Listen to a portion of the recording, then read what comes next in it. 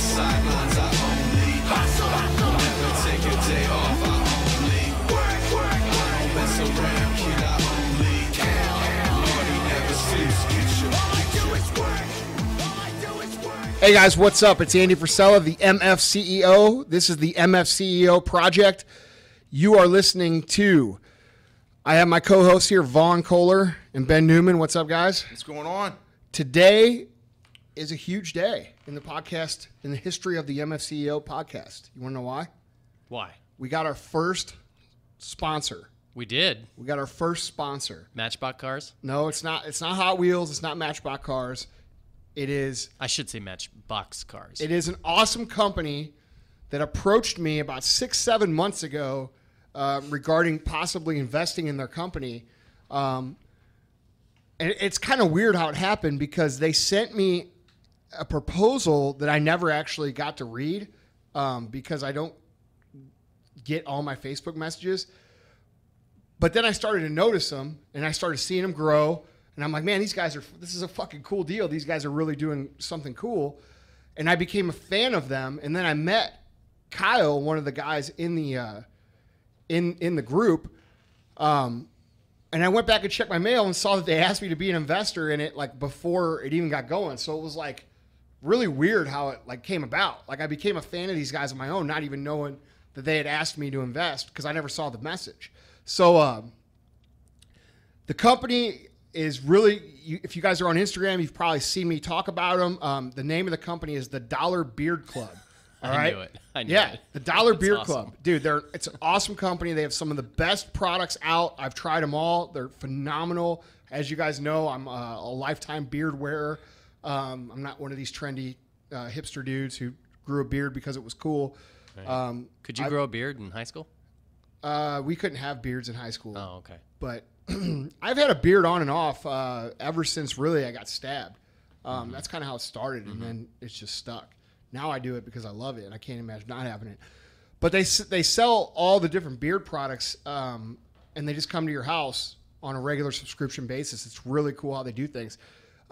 These guys I admire them not only for their products, though, but the way they market their products. They've really been an innovator in terms of using social media to market things that we've talked about, principles that we've talked about, and how to be authentic, be real, and market in today's new economy.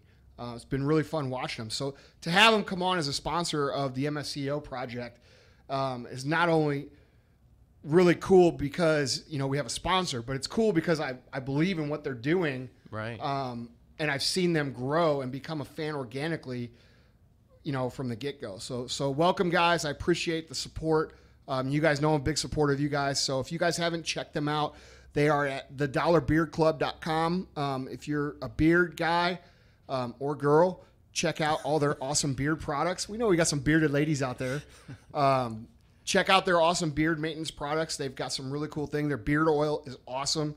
All right, so that's my... Mine's coming in pretty good here today. I like yeah, it. that's right. Like Newman's starting to get one. I can grow one in my neck. Yeah, Vaughn's getting neck beard. That counts. Yeah. Neck beard counts. Like an Amish. All right, guys, so welcome Dollar Beard Club. Go check them out. Follow them on Instagram. Even if you don't have a beard, they're a good follow because they just post some really good, entertaining stuff. Question of the day, though. All right, here's the question of the day. I was thinking about this as I came in because it relates to the topic of what we're going to talk about today. What is your favorite upset in the history of sports? I'll go ahead and start with you, Vaughn. Well, it's not my favorite sport by any stretch of the imagination, but I'm going to have to say February 22nd, 1980. Group of American college kids defeat the Union of Soviet Socialist Republic. America, miracle on ice. 1980 Olympics. And why do you think that they were able to win that game? Because we're American. Good answer. Ben, what's your favorite? So I being St. Louisans here, I'm going to take a gander, and I'm going to leave the one that I'd probably pick first for last because I guarantee it would come up. I'm going to go with another St. Louis story because I think for those of you that are St. Louisans, you know what the number one would be. But I think the St. Louis Rams, I think back to that football game, that Super Bowl against the Tennessee Titans, and, that never give up attitude. And I always like to say it's hard to beat a team that refuses to quit. And you think about, now the late Steve McNair, and you think about that game, and you think about the turnaround of that team, which is really a lesson for all of us. It doesn't matter what you did last year. It matters what you believe you can do this year. And that team went from 3-13 to going 13-3 and winning a Super Bowl, the greatest show on turf. Torrey Holt, Marshall Faulk, Isaac Bruce, Kurt Warner. Don't forget my homeboy DeMarco Farr. DeMarco That's Farr, my the boy. Big Daddy. Mm-hmm. Yeah. DeMarco Farr is a good man. And I just think it came down to that final yard and Mike Jones chasing down the receiver for the Titans and making what is now in St. Louis. It is the tackle. It was that tackle that really preserved that whole story. Yeah. And they never gave up. So I would say that's a pretty amazing story when you look at it in its entirety. No question. Not just a game, but the mentality of being an underdog. Mine for sure would be, and I know what you're referring to, because when you said everybody knows the biggest upset in St. Louis, that would be Game 6 of the 2011 World Series, Cardinals versus Texas Rangers.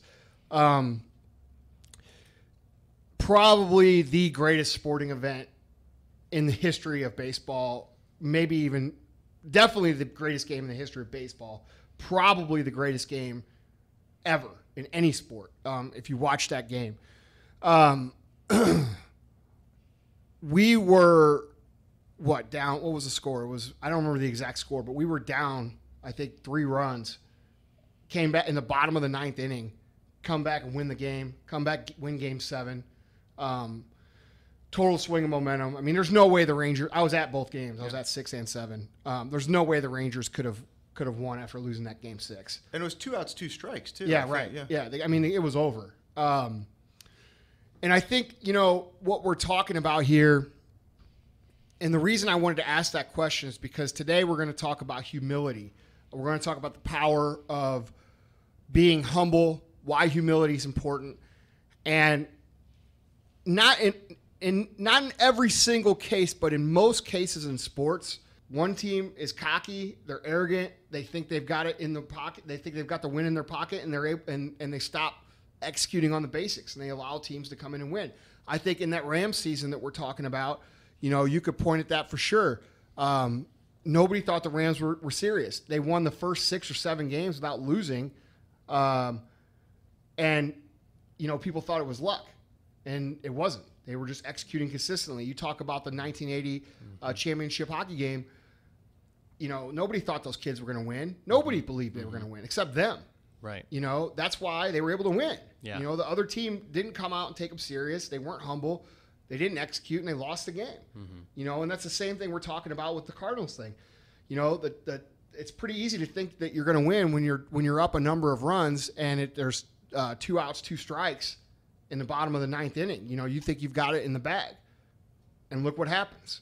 And the lesson of all these things is that if you can remain humble in competitive situations, especially in business, and stay hungry on top of that, that's when you're going to win. But the minute you lose your humility, the minute you think you're at the top of the mountain, the minute you think you have it made is the minute somebody comes and kicks your ass. Mm-hmm. And that's the power of humility. I've shared the stage with 2 of the members from that Super Bowl team, had the opportunity to speak with them multiple times, and they used to talk about the special teams coach from that season. It was a guy named Frank Gans, a legendary special teams coach, and you're going to love this, Andy. He used to tell them before all the games, to the special teams, go out and get the fight started. And I think that's such an important message for everybody. Nobody's going to do it for you. And when you remain humble and you remain hungry and you stay focused on the things that have gotten you ahead, right? They were 6-7-0, and he's still saying, go get the fight started. He didn't say, this is great, let's protect ourselves. Right. Right? And I think that's really a mentality you've lived by. Yeah. Oh, dude. And if you stay humble, it keeps you aggressive. That's another. There's so many points we're going to get into. And before we do, I want to toss it over to Vaughn, let him take care of technical business real quick. And then we'll get into the meat and potatoes of why this is such an important concept. I'm kind of the Vanna White of MFCEO. Yeah, go turn those letters, bitch. You do look pretty over there, Vaughn. Yeah, thanks. I appreciate it. So, guys, we can't stress this enough. Check out the MFCEO.com, and for each episode, we have a dedicated page, And on that page, you'll find show notes and links galore for this episode. As you know, throughout the episode, there's always some recommendations, either books or products or what have you, that Andy is advancing or Ben's advancing. It's also a place to learn more about upcoming events and special products that we're going to be coming out with. So to go to the page for this particular episode, go to the mfceo.com/P12. And then, guys, you want to run through your social media contacts? Ben, why don't you start us out? Yeah, so handles for me are @ContinuedFight, Periscope, Instagram, Twitter, and then my name, Ben Newman, for everything else. Yeah, mine's @Andy Frisella on Instagram, @Andy Frisella on Periscope. Guys, I do little mini Periscope episodes of the podcast almost every day. If you're not on Periscope yet, get on it and check it out. Snapchat, I'm MFCEO-1, and then Facebook, I'm just Andrew Frisella. So sounds good. And I'm @Vaughn Kohler, VAUGHN KOHLER for everything. Instagram, Twitter, Facebook, and eventually Periscope. I guess I'm on Snapchat too. I don't do a lot on that. VKO-MFCEO. Mind if I insert a question real quick? Sure. We're talking about humility, and maybe you're going to get to this, but there's a lot of mistaken notions about what humility even is. So I'm curious, maybe it's just for me and those who were dropped in their heads as children, but how would you describe that? I think humility is a very misunderstood term. Everybody likes to talk about being humble, and everybody uses it as some sort of like moral high horse to stand on these days. It's very popular to talk about how humble you are, and I don't know, it makes people feel special or something. I don't fucking get it, but let's talk about what it's not. Let's talk about what humble isn't. When I talk about being humble doesn't mean that you're a little church mouse and let people walk all over you and don't say anything. That's just not humility. A lot of people think that's humility, like shutting the fuck up and sitting in the corner, mind your own business. That is not what humble means. It also doesn't mean false modesty. We see a lot of that nowadays. Oh, I'm not very good at this. And when in reality, it's like they're fishing for compliments. It's almost anti-humility. It's a false modesty to me is like the most annoying thing ever. Just, if you're good at something, just say, yeah, you know what? I'm good at that. Okay. And say thank you. Yeah. There's nothing wrong with that. Yeah. Some basic beliefs about humility that people have is people realize that are humble. They realize, hey, the world doesn't revolve around me. I'm not a perfect person, and that's where admitting that you're good at certain things and knowing that you have to improve at other things. That's a humility trait. Realizing that other people are better than you at a lot of shit that you're good at. That's being humble. And also, and the most important thing that I feel humility is realizing that you can always improve and you can always learn. The problem with humility and not being humble is that when you start to think you're good and you're not humble, you lose the ability to learn, you lose the ability to progress, and you allow your competition, whatever that may be, whether it be sports, whether it be business, whether it be you own a business or you're working in a business, a competitive atmosphere, it allows people to catch you and beat you ultimately.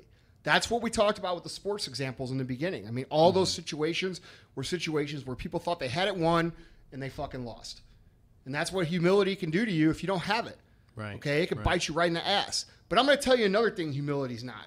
A lot of people say shit like, oh, that guy drives this kind of car, so he's not fucking humble. Humble has nothing to do with material things, guys. Nothing. Now, that might be modesty. Is somebody not living a modest life if they drive a Rolls Royce like I do? Of course, I'm not a modest person. That's just not my style. You know what I mean? There's nothing wrong with that. I'm not modest. But I am very humble, and there's a difference. And you guys have to realize the differences between humility and modesty, because they are not the same thing, and most people confuse the two or lump the two into the same thing. Okay? So today we're going to talk about why being humble is good for you, why it could benefit you, how to stay humble, and how to basically check yourself when you do get good at whatever it is you're doing. We're going to go through all those things. The bottom line is this, guys. If you're not humble, you're fucking screwed. And that's the end of the story. You can't learn, you can't progress, you can't get better. You're only going to get so far. Yeah, I totally agree with you. And I think one of the main reasons why people are screwed if they aren't humble is that what's the opposite of humble? It's being arrogant, it's being a prick. And who wants to be a friend with someone like that? Who wants to help somebody out like that in business or life? And so if you aren't humble, if you are the exact opposite, you're going to find yourself on your own. I think so. I think you end up on an island, and the reality is there's not one person I know of, and Ben, you know a lot of successful people as well, that has been able to achieve success on their own. I mean, there's these internet people that do this randomly, and of course we hear about these stories, but the reality is it takes a lot of people to fucking get a task accomplished, especially a large scale task like running a company or being successful or launching a product. And when you aren't humble and you're like what you're saying, you're the kind of dude that, like, not only do people not want to work for, they're the kind of people that like come in and purposely sabotage your shit.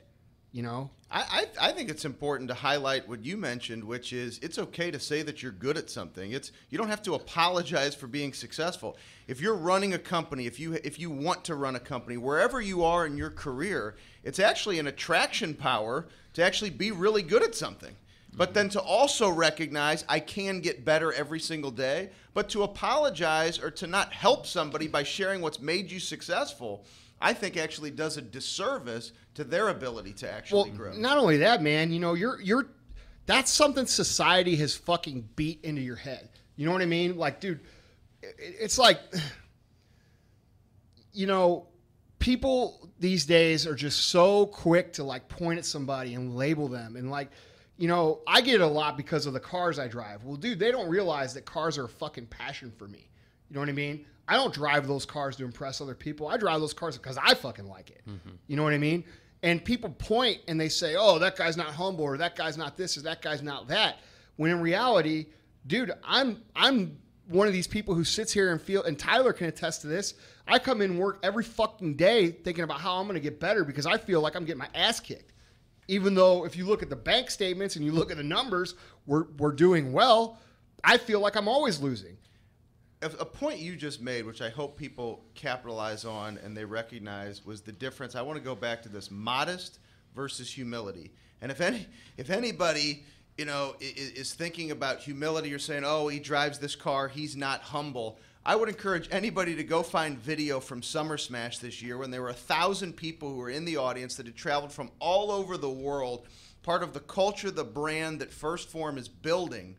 And the emotion that you showed, I mean, that is exactly what humble is all about. So anybody that because of a car would say that you're not humble, go get the video footage. I just want to capitalize it. Modesty, different. You don't have to be modest. Who says you have to be modest and you can't drive a nice car? Humble and modest, completely different things. I've never thought of it that way, and I hope everybody listened to that point because that is a huge point. If you want to drive a nice car, go drive one. It doesn't mean you're not humble. Not only that, how many little kids or how many people are you inspiring to go out and be successful by doing that?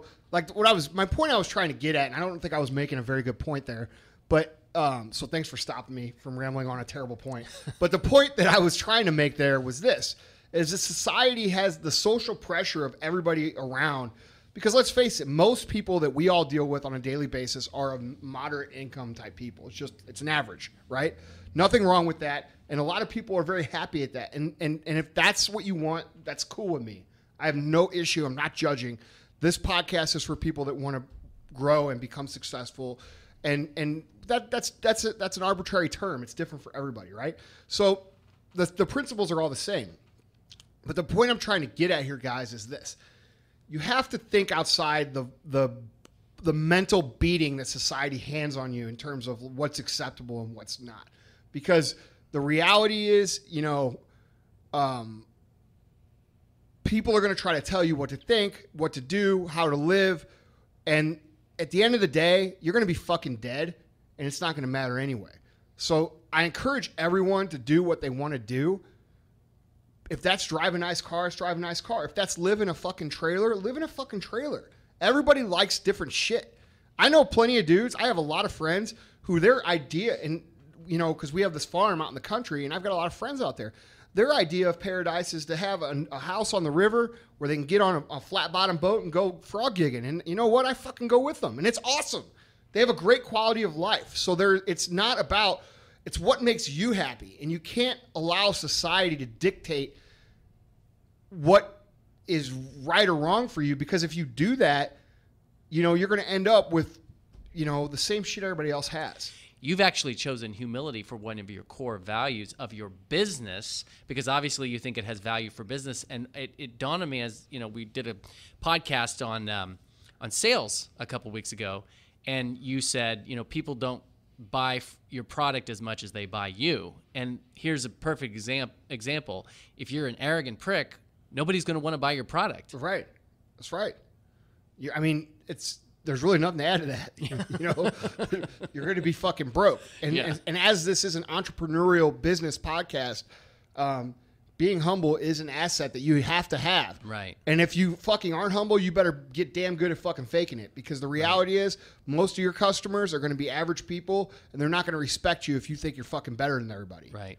Right. So, and I guess for me, I just wanted which to is going to hurt your sales. Yeah. Yeah. Okay. So let's tie it back to, you know, because let's stay on focus. How does that? I mean, it's all good. And we're all good people in this room. You know, everybody in this room is a good-hearted person. I know I'm friends with everybody in this room. We all would be humble whatever, in any situation, because we're good people. Some people need to understand that humility is necessary for them to get what they want in business. Right. You know what I mean? Right. So at the bare bones, you need to understand that. Right. It's not just the right thing to do. It's good for business. It's great for business. Yes. You know? Yeah. So you're screwed if you're not humble. Yeah. End of the podcast or what? Yeah. Hey, man, you know, it's real simple shit. We could end it right here. But the reality is there's more points you can make and pile on and do all this stuff. You know, a big obstacle that I see in business a lot of times, I see a lot of, especially small business owners, and there's no, this is not a coincidence, okay? The bigger the company that I've dealt with, the more humble the owner. The smaller the company I've dealt with, the more arrogant the owner. Mm-hmm. It's not a coincidence. I think that goes back to a book that I had mentioned before, Mindset by Carol Dweck, right? It's the difference between a growth mindset and a fixed mindset. You know, that's one of the things I love about First Form. It is constant when you look at the culture, when you walk through these doors. It's what can we do to improve, to get better? Better products, better people, better service.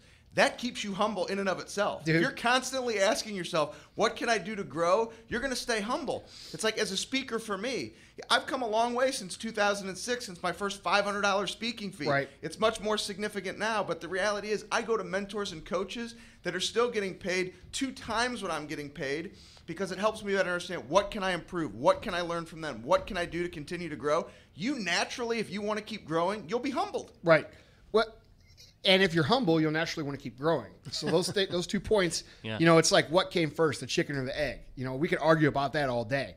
I think that when you remain humble, that's, for me at least, okay? For me, when I remind myself how little of a fucking player I am in the business world, and I look around, and I don't compare myself to other people in my industry.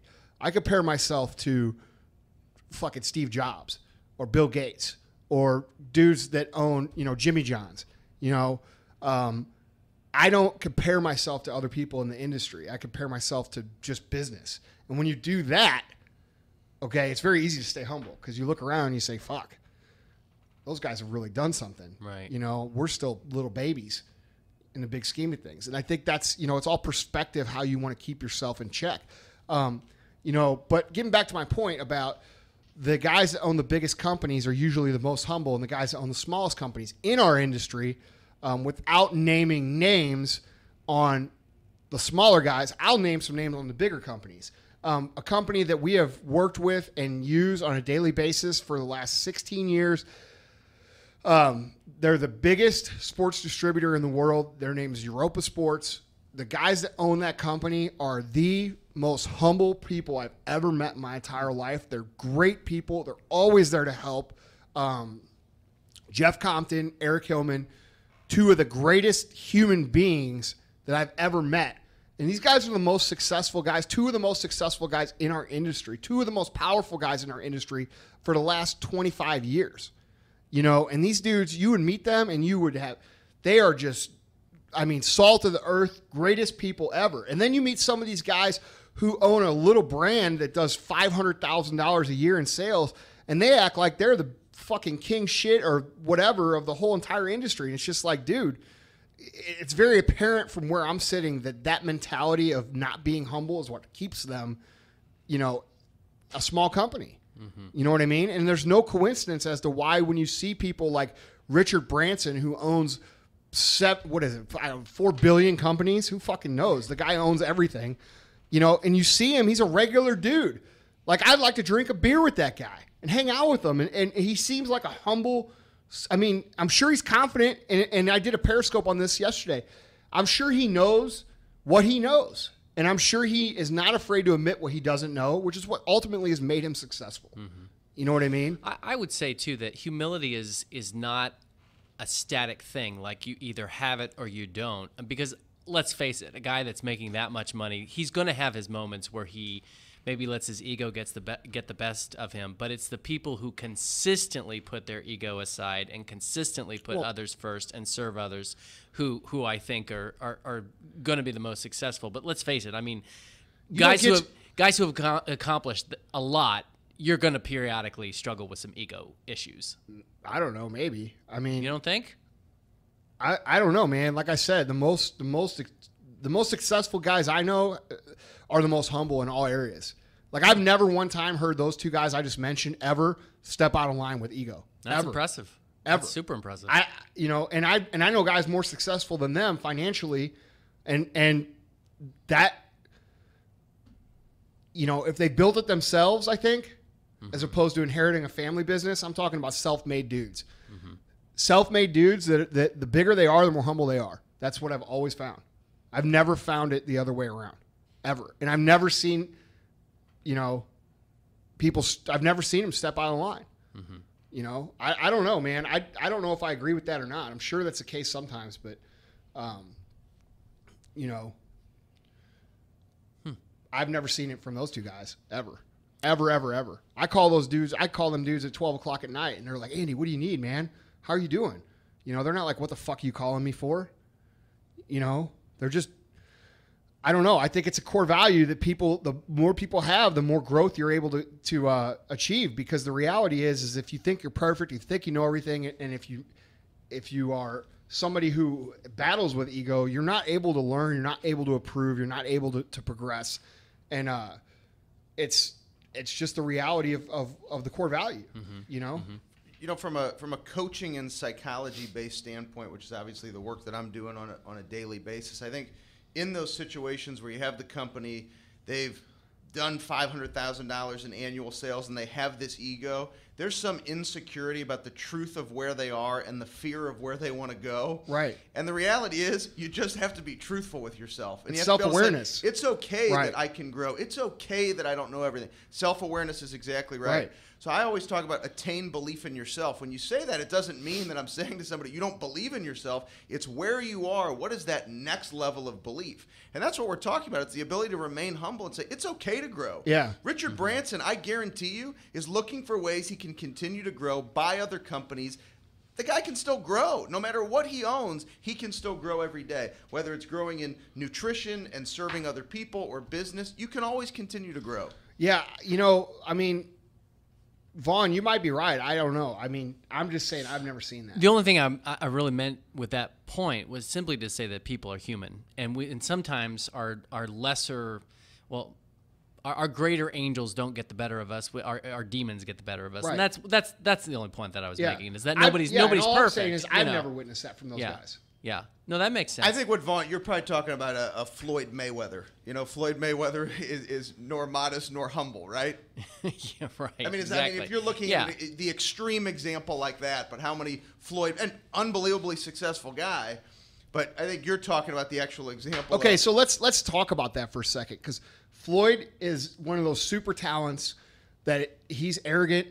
You know, I mean, there's no question. The guy's fucking arrogant. Mm-hmm. You know, he talks shit. He talks about his money all the time. He brags about it. I carry $1 million in cash around with me, that's not humble. You know what I'm saying? In any way. So how does he stay hungry? How does he stay moving forward without being humble? You know what I mean? It's a good example to think about. There is examples in history where people are just that fucking good that they don't need to get hungry, but let's look at it from the other side of the coin.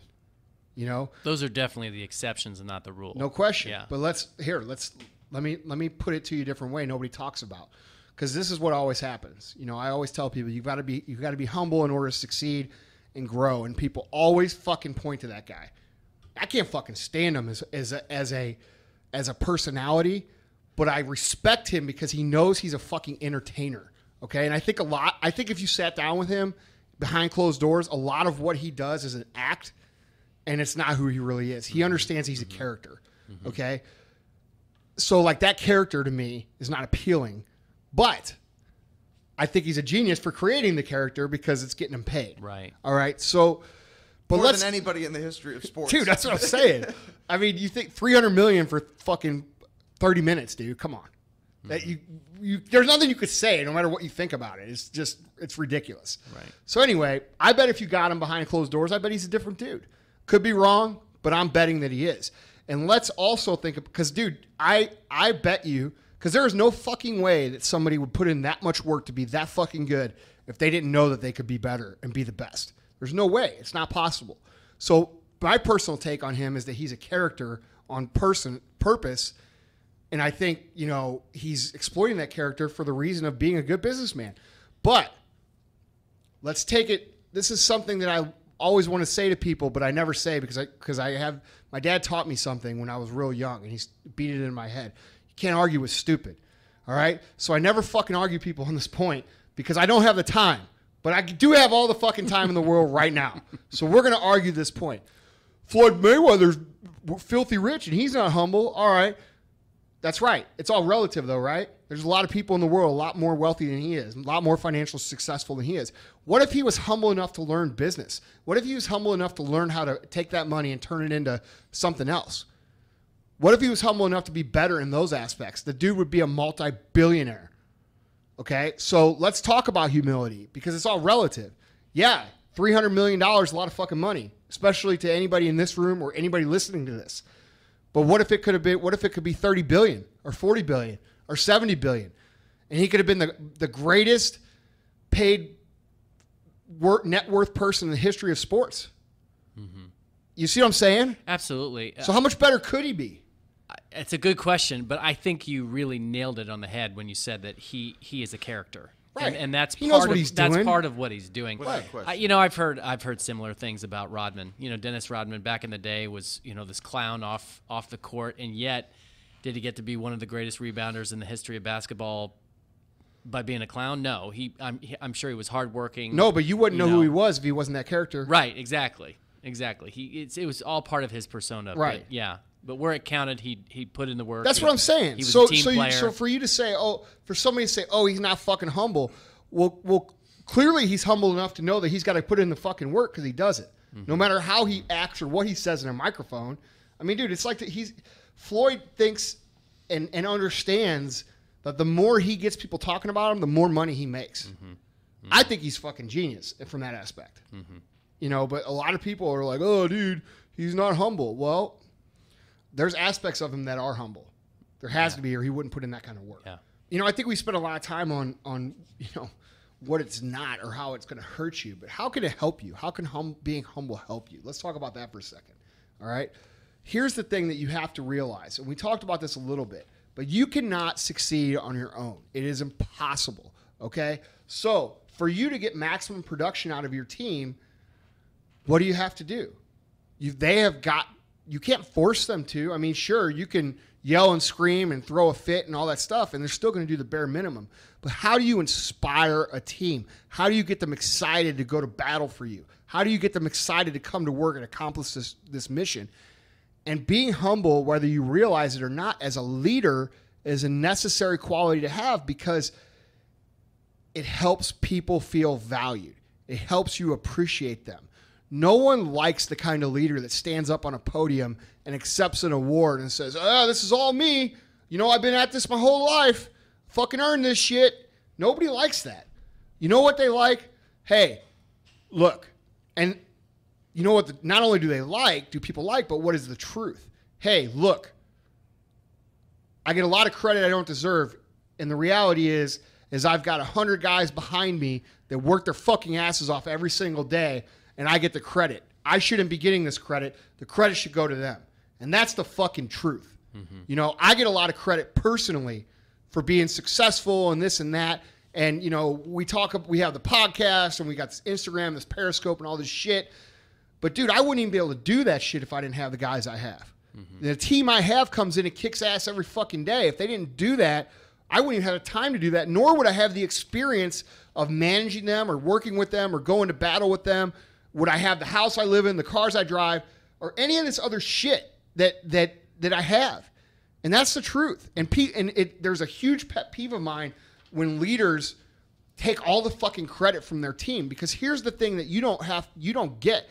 They're not going to get paid the way you get paid. If you're a leader, if you're a CEO, if you're a boss right now, your fucking reward is your fucking paycheck.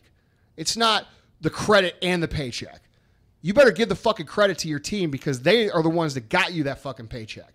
And what allows your paychecks to grow, you as the MFCEO of First Form, is that your humbleness, as I've seen, creates gratitude and appreciation. And that's a choice. No, that's because exactly it's contagious. It's contagious because you give that first. Correct. Yes. So it's the gratitude and appreciation that comes from being humble, which allows people to say, we're going to let this spark be lit so that we're going to work hard to get to the next level all together, because you do appreciate them and have gratitude for their hard work. It's genuine. Completely genuine. Right. But see, here's the thing. You deal with a lot of small business owners. So do I. I go in consulting for these other guys, and I'm like, all right. They're like, well, how do you get your guys to work so hard? And how do you get your guys to be passionate about the brand?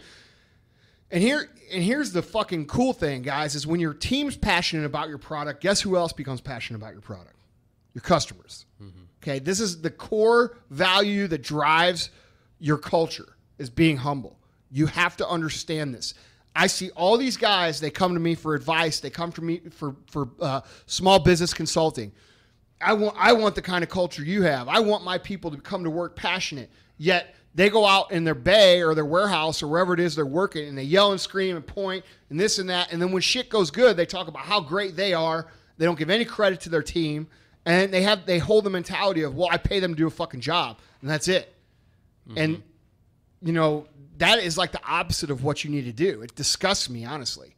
So this conversation is reminding me of a conversation we had probably more than a year ago, where you surprised some of your friends because you actually agreed with something that Obama said. President said. Yeah, you want to explain kind of what you so, thought people got wrong about that? And it's irritating. Like, dude, so Obama said, I don't know, a year ago or a year and a half ago, you didn't build that. You own a business, you didn't fucking build that. And everybody, all the right-wing people, and I don't identify myself with right or left. I identify myself with what is fucking right.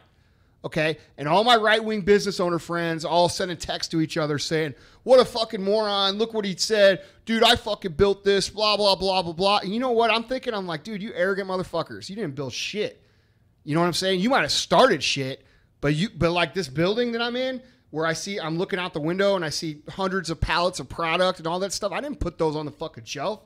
I didn't clean that warehouse. I didn't send the orders out. I didn't write the handwritten thank you notes.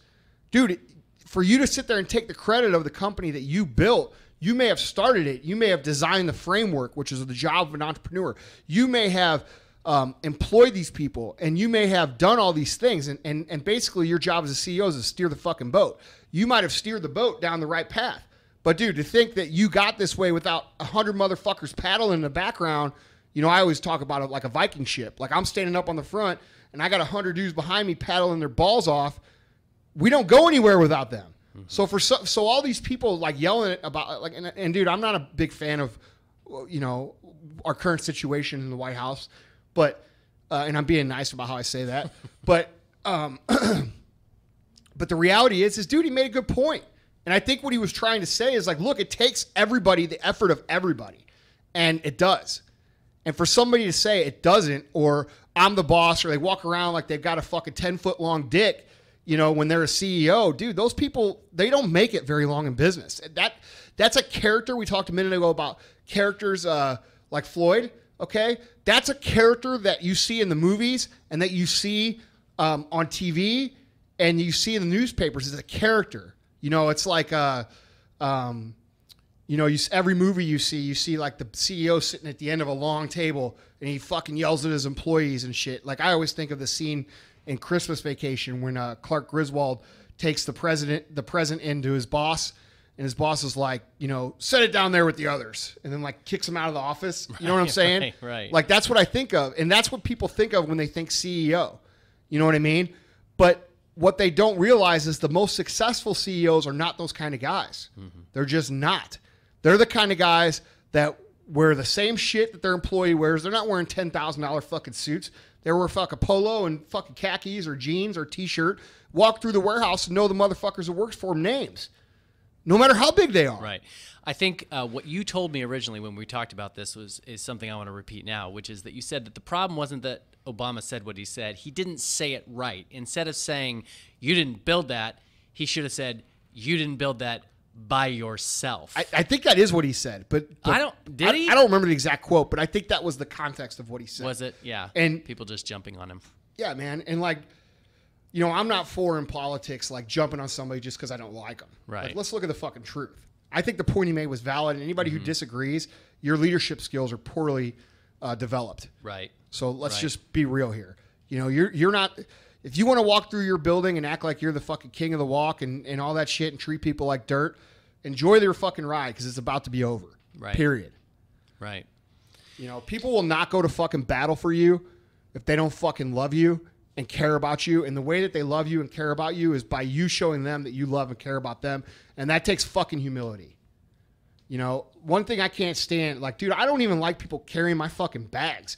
Like, when I travel to a hotel and like the bellhop's trying to get my bags, I don't even like them doing that because it's like, I feel like that's like a fucking servant job. I don't like that. Like, dude, let me carry my own fucking bags. You know what I mean? Yeah, absolutely. Like, dude, it's just a mentality. Like, I mean, I don't know if I'm making sense. Does that make sense? It's making perfect sense. You know, it makes me uncomfortable. Like people shining your shoes and shit, or like carrying your bags. It's just not for me, man. You know? Mm-hmm. I don't even like people waiting on me in a restaurant. I'd rather get up and get my own fucking beer. It's the truth. You like buffets? No, I don't like buffets, man. I think they're disgusting. Dude, I'll tell you a story, man. One time we went to this buffet. We used to go to this Chinese buffet. Me and Scott, who runs the warehouse out here, he's one of my best friends. We, when I say run the warehouse, he's in charge of distribution, international, national. It's not running the warehouse. It's just, he runs distribution. Anyway, we went to this fucking buffet. We used to always go to this one buffet up the street, and like it got progressively, like it was good at first, you know, when you're like 22 years old, 23, you're like, fuck yeah, buffet. And then we like kept going there, and we were like 27, 28, and it's like starting to get kind of, we're like, man, this place really isn't that good. So dude, we're fucking eating in there one day, and dude, I don't even know how to say this without pissing people off, so I'm just gonna fucking say it. If you get pissed, I don't care. But like, dude, I look over and there's like this really big woman, okay, with shit all over her, like covered in like sweet and sour sauce. I don't know what the fuck it was. Like I don't, like when you go to eat and you see people eat ribs and they got fucking barbecue sauce above their eyes, like how the fuck does that even happen? So dude, we look over at the same time and this chick is just going to town. And like, I'm talking, when I talk about like covered in sauce, I'm talking about like she looked like she dunked her fucking head in a fucking barrel of sweet and sour, dude, and like rubbed it all over. And like, that was it, dude. No more buffets. They ruined it for me forever. I will never. Any buffet. No buffet. I won't fucking do it no matter what. You have that image burned in your head. Dude, we got to get Scott. Go get Scott right now. We're going to get Scott in here, and we're gonna fucking ask him about the truth of this story. Okay. So, dude, I'm telling you, man, it was like such a bad deal that it like, you've been permanently scarred. Dude, listen, man, it can fucking, I can't get the image out of my head. Like it haunts me. Like how do people get, Like, you guys all know somebody eats like that, right? No. Yeah, But you lie. Like, I'm talking about, like, ribs. Like, dude, they're eating ribs. They just got shit all over them. Yeah. Like, dude, I All don't... up on their ears. You're like, how? How? How did the sauce get on your earlobe? Dude, how? Like, I don't get it, man. And, like... This may be the most interesting tangent we've ever gotten. I'm just saying, like, you motherfuckers out there eating ribs, getting shit above your eyes. How does that even happen? Yeah, here he comes. Here he comes. Here he comes. Only on the MFCEO All right, Project, so ladies and gentlemen. Sit down in the chair here real quick. Just real quick. And when you talk, you got to, like, get your face up to the So microphone. if you don't Yeah. think this is live and we have Yeah. fun, this is about as So, real as it gets. so right we here. do our podcast in my office in the conference room. Yeah. It's on. Yeah. So I So just to help people visualize, I just Scott got looks done telling the story why we don't eat at buffets anymore. Do you remember why? Emperor's Walk. And what did we see? Ole had gravy dripping off her face. All right, amen. I said nothing to him. What the fuck was going on there? Was it gravy? Dude, it was sweet and sour Sweet and gravy sour. It looked like some sort of chewed up, mashed dribble just all over. running down. It was like in her fucking hair, dude. It was everywhere. So just so you know that I wasn't making that up, I had to No, call him I in here believed you. and not say shit We believe you. and have him validate that story. Have you eaten a buffet since then? I certainly haven't eaten there. No. All right. So he might be getting over it. I'm traumatized. Yeah. Like that shit. Do you not remember that perfectly? No, that was bad. Yeah, we got up and left, dude. Like, we left. Like, we looked over, and he's like, he looks over, and he goes, dude, look over there. And I'm like, what the fuck, man? Dude, it was over. We had to leave. We had to leave because Scott fucking pointed out the sweet and sour sauce monster. That was That's pretty awesome. bad. All right. Well, you Scott, can go. All right. Scott for appearing. I've got on other good stories too. Just let me know. Yeah. Scott for appearing on the MFCEO podcast. Yeah. You get to keep your job. Yeah. So, dude, we fucking left that place, and do you know what? Now it's out of business. You know? Anyway. So what were we talking So about? are other buffets because they were traumatized like you to Fuck, never go dude. to a buffet again. I won't go, man. I won't do it. I have not been to a buffet since then. And I won't go. Won't Nice. So, benefits of humility. go. Yeah. All right. Don't fucking eat with shit all over your face. It's just rude. It offends my eyeballs. Dude, I wish I could find some way to tie Humbled this by in. the but Tyler, I can't. do you know people that get shit all over their face when they eat? Actually, my brother does. Is it not disgusting? It still baffles me to this day because the kid's like 15 and he'll, like look- you said, it'll be above like his eyebrows. And it's like, what the fuck are you doing? Like, Dude, it's like people get totally wild about eating like fucking shit like that, man. and it'll get that way with like macaroni and cheese, like where he's eating with a fucking utensil, like not like ribs, but it's Dude, like he's got it up he's here got on it his up head. here in his forehead, and it's like, what? Dude, what is that? Ben, you're dying, dude. What's going through my mind right now is if I'll ever go to another fucking buffet for the rest of my life. Oh, man, fuck. All right, that's the show. We'll see you guys later. Fuck, man. All right, where were we anyway? Well, I'm not sure, to be honest with you. Okay, so we were talking about the ways that We were talking about the humility can you have to benefit be you. humble if you want people to go to battle with you. Right. You know what I'm saying? You've got to give that love and humility and appreciation and value first, and they will bring it back. And for you to be able to do that, you have to be humble. Right. Okay? I remember there was a time I went, it's a my versus our mentality of a leader. And I was at a very large accounting firm preparing for an opportunity to speak. And I said, what is it that makes your company different? And he said, it's a my versus our mentality. He said, these are our clients. He says, if somebody brings in a client, that's not my client. It's not my assistant. It's our team. It's our clients. We do everything jointly. And he said, if people aren't communicating that way, we have a problem because it hurts our culture. And I actually went back and I remembered, and I wasn't doing it, and I don't think anybody listening, you do it intentionally. I hope you don't do it intentionally. But I remembered I would say things like, my assistant. Oh, my assistant is going to reach out to you. And now I look back on it, it's like, what the hell was I communicating? I don't own that person. Right. And I started changing the communication to say, a member of our team Right. is going to be reaching out to you. That's a great point, dude. I felt better I was empowered going, that was my belief. Right. I didn't believe that I possessed ownership over my assistant, but she's part of our team. Dude. She started hearing me communicate that way. We've adopted that on our team, and it fires me up when I talk about it. Dude, the point you're making there is a point that it's so powerful, but it's so hard to put into practice okay? And for you guys listening that manage people, if you could start to curb your communication, like to reflect everybody being on the same team, you're going to see a huge improvement in culture immediately. I have struggled with this, especially because when I get upset, you know, I have a tendency to point at guys and say, what the fuck are you guys doing? Blah, blah, blah, blah, blah. And to this day, I still do that sometimes. But I try, and when I do say, look, guys, instead of saying, what the fuck are you guys doing? I say, look, we are fucking failing at this. We are not doing a good job at this. And just by changing that thing from pointing right to somebody to saying, look, we are not doing this. We are not executing.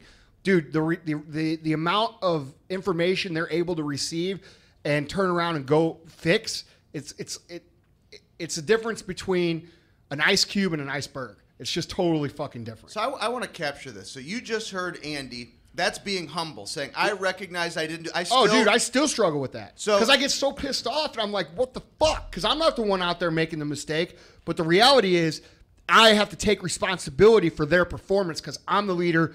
That I am. If they're not performing, it's because I didn't fucking coach them well enough, and I have to accept that. So if you're one of those leaders out there where, as we referenced it earlier, Andy's saying the company that's at X and the ego's big and I'm not interested in growing, this is your opportunity. If you're listening to this while working out, you're at home, there's nobody around, nobody seeing you shake your head. This is an opportunity for you to grow. Andy and I are saying if that's the way you're running your business, this is an opportunity. I used to say that my word. Now it's our. Now it's we. You can change it if you want to. Your employees that are on your team, they're not listening or they're not watching you listen to this podcast. You can choose to change, but it has to be your choice, and I guarantee you'll grow. Oh, dude, you'll see a huge switch in the way that people communicate with each other and the performance. Because what you're doing is you're inspiring them to go out and work. Because you know what they say when they hear you say that? When they hear you say, because I have this saying that I use, it's when things go right, it's we. When things go wrong, it's I.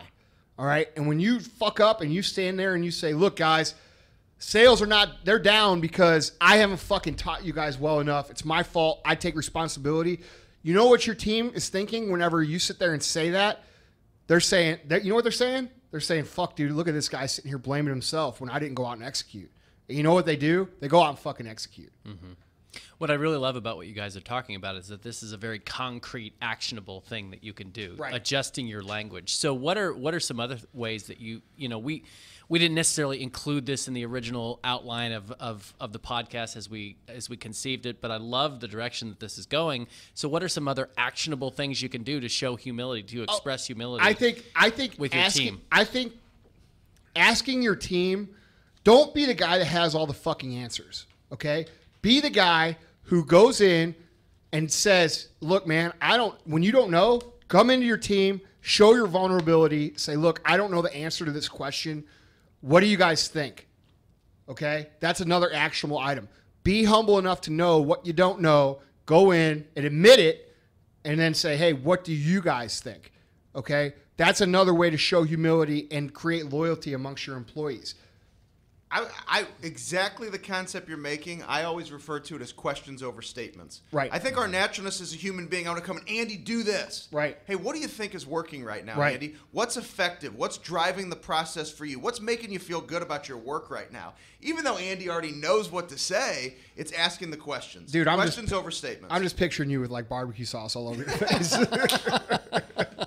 I thought it was sweet and sour sauce. Whatever, man. It's some kind of fucking sauce. Yeah. Well, you actually mentioned one earlier. We didn't actually codify it with a point, but which is, you know, celebrate the people around you. Like, give them the credit. Hold them up. No question.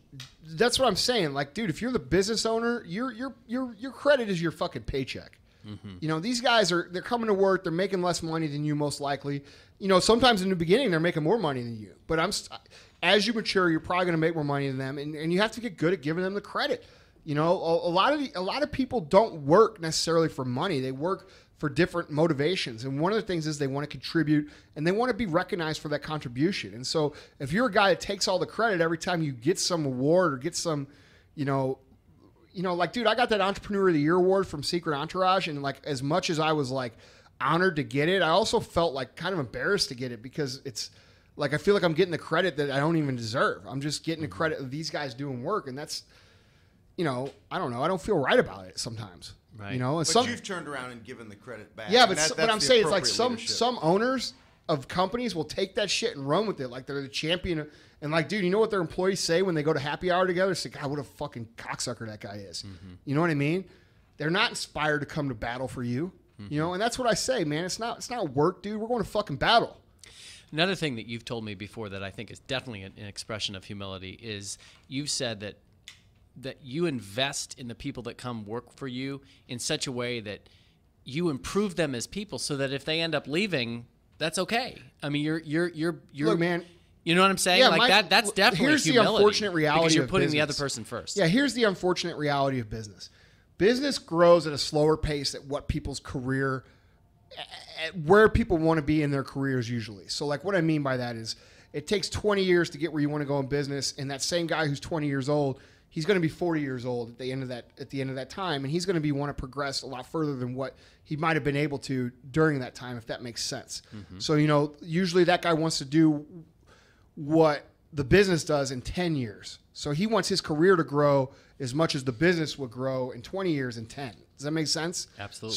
So you have to understand that people are going to come into your organization, they're going to be there for a while, and then they're going to move on to other things. It's just a natural progression, especially if you're in a place like we are where we have a retail company. Typically that's a younger person's type of job. That's just the nature of the beast.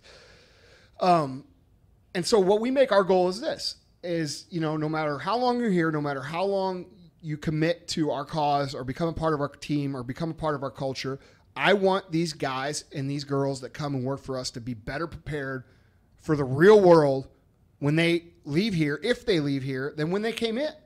And you know what? When you invest in people like that, when you help these guys learn the habits of reading and progressing and moving forward and success habits and all this shit, dude, they become, even when they leave and move on, they're your best advocate because they respect what you've done for them. So you're putting another advocate on the street for your company. You know what I mean? It's not, oh man, they bailed on me or they blah, blah, blah. You have to understand that people are going to progress and they're going to want to move on. One of my most proud things is that I have a number of people who have been employees of mine at this point in my career that have gone on to become successful lawyers. A guy who's one of my best friends used to work here, went to law school, graduated. He's now one of the top 10 attorneys in Missouri. Okay. Now, and on the other hand, we have this other guy who left the company, went to law school, graduated, decided it wasn't for him. Now he owns 2 supplement superstore franchises. You know what I mean? So seeing guys come through, and we have a number of other stories of successful guys, but seeing guys, I just use those 2 examples because they're both lawyers. But seeing those guys come through, progress, learn, and then go on to do their own thing is one of the most rewarding things that you could ever have happen. It's like a success school, like S2. That's what it stands for. It's success school. It's not just supplement superstore. You know what I mean? And that's what we do here. And people appreciate that, and they become loyal for life because of it. That's awesome. But it takes effort to do that, and a lot of companies won't put the effort nor the care.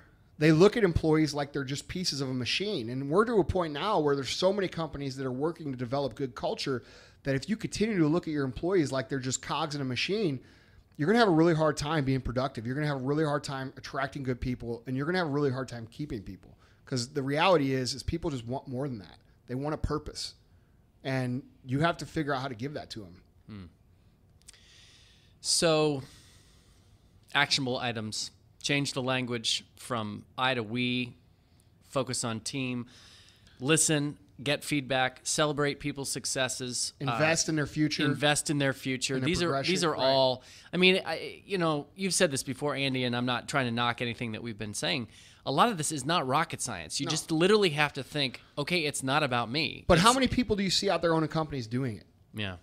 It's not rocket science. It's very simple shit. But you don't see a lot of companies doing it, especially. It's popular now with like the big companies. Like it's very popular with like the Googles and the Apples, and the Facebooks. But you don't see small companies which is what we are essentially doing these kind of things. Which is why they aren't big companies, because the owners come in, they put their fucking feet on the desk, they think they're the boss hog, and they treat their employees like they're just pour green on their desk. And it's not the way it is, man. Right.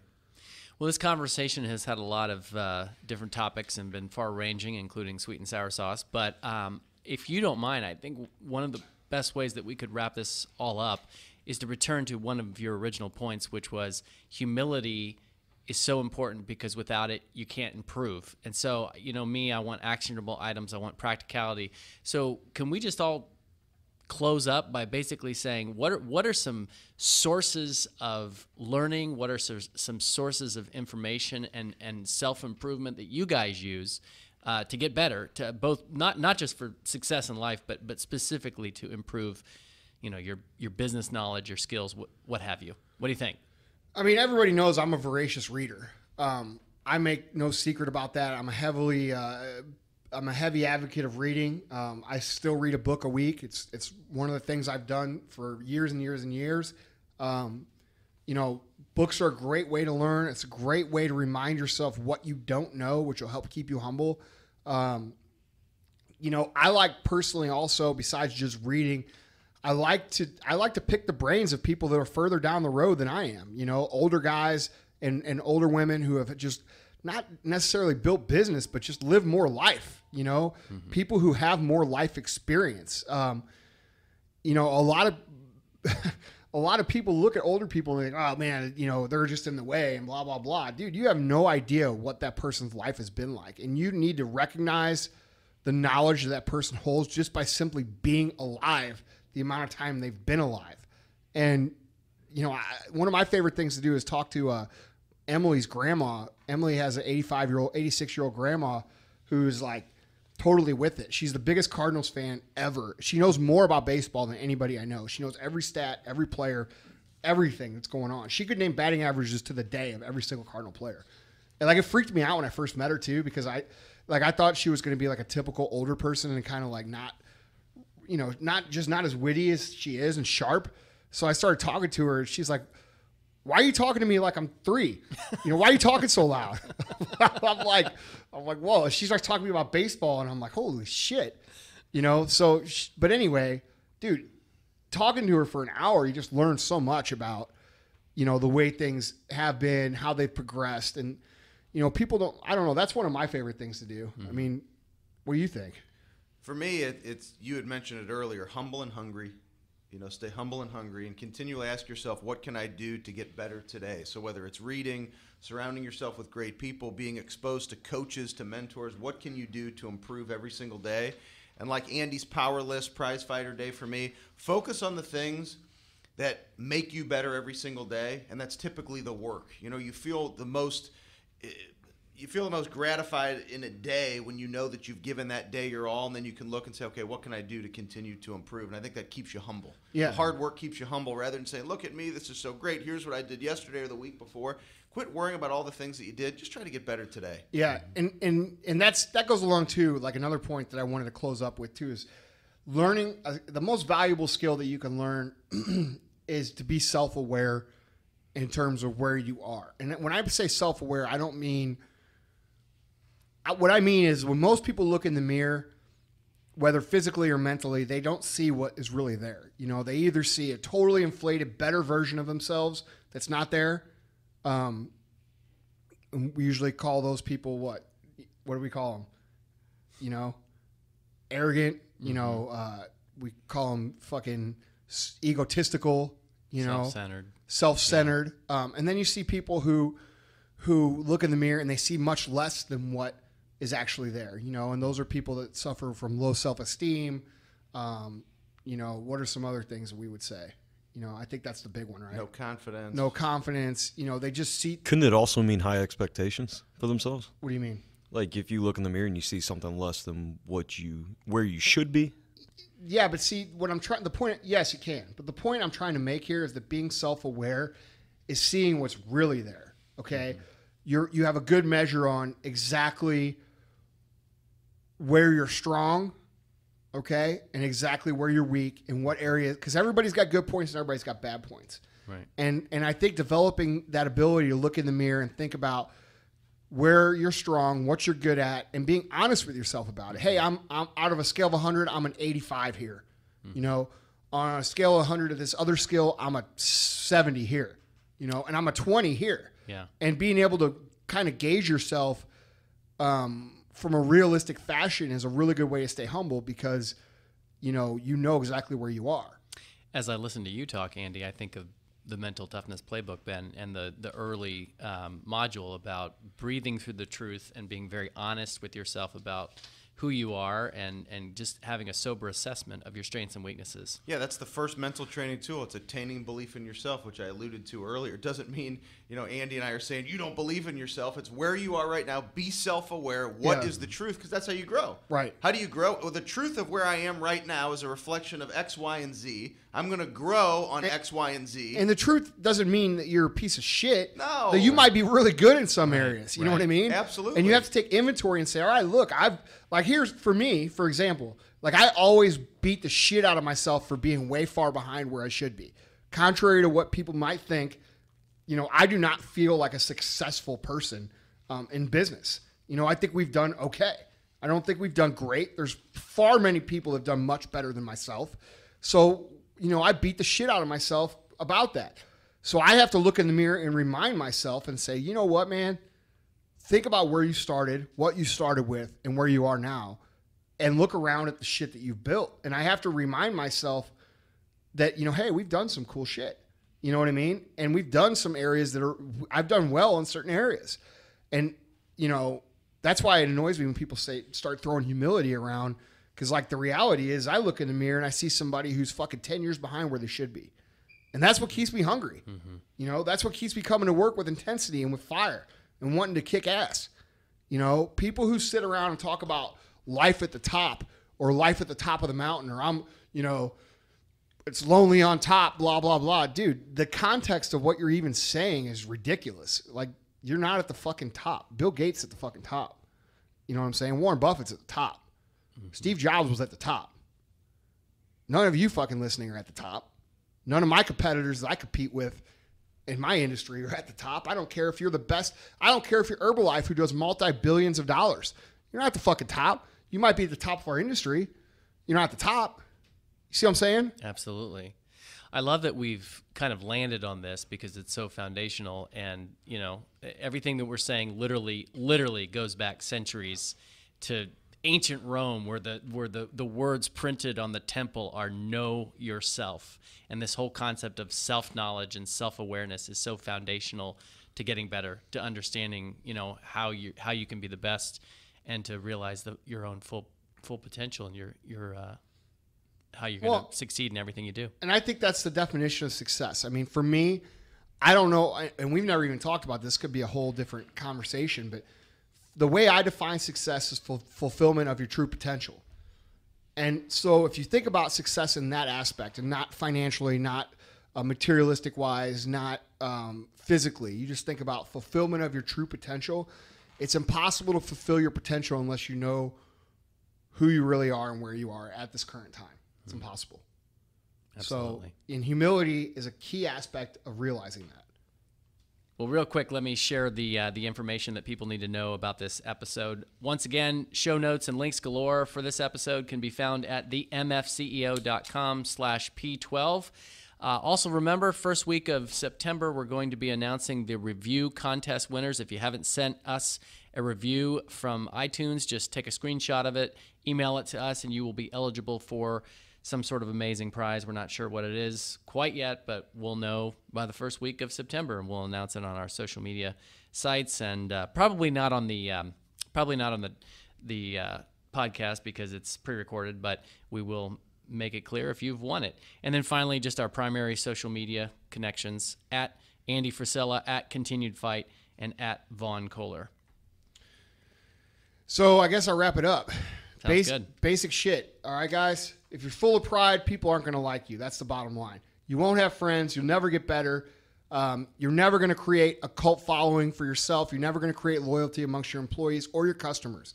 If you're humble, People will be drawn to you. They're going to be fiercely loyal. They're going to do whatever they can to help you succeed because you're helping them get better first.